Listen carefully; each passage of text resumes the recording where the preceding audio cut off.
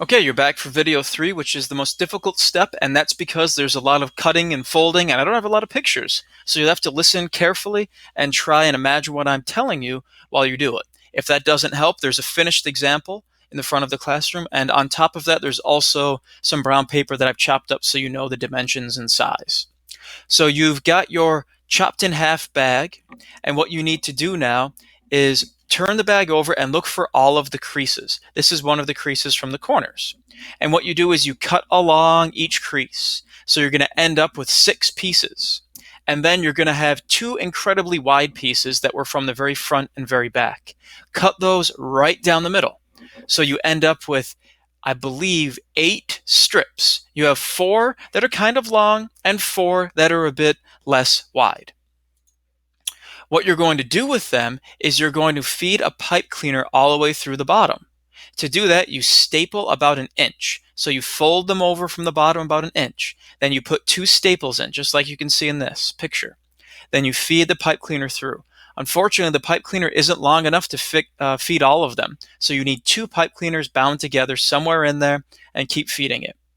Then you use the popsicle sticks by slipping the pipe cleaner underneath that little bit of exposed piece, and that will actually pinch it in place so it won't fall apart. It'll look like this. You've got the shorter pieces here, and here's one of the wider pieces.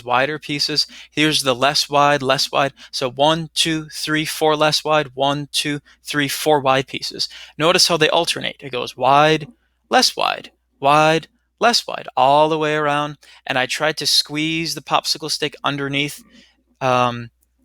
which would hold the pipe cleaner in place so the thing all won't fall apart.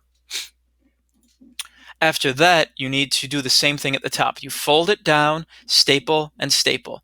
It's a little bit more than an inch here, but I don't want to give you an exact measurement because yours might be a little bit different in height.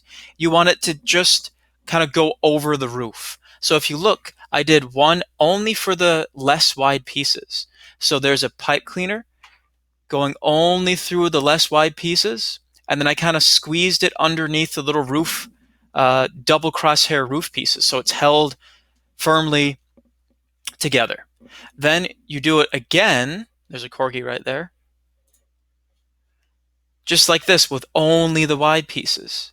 So in the end, you've got everything held together with the same 2 pipe cleaners on the bottom, and then just the less wide pieces held together with 1 pipe cleaner, and then just the widest pieces held together with a pipe cleaner. And I think, if I'm not mistaken, I ran out of pipe cleaner. I couldn't get it as much as I pulled. So what I did is I just grabbed another pipe cleaner, chopped it in half, wrapped them together, and then wrapped that little bit of extra space. I think it's right there. You can see where it creased, and then held it.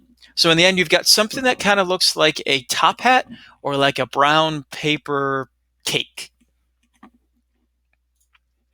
The next step is going to involve building the roof for our top hat, brown paper cake, birch bark house thing.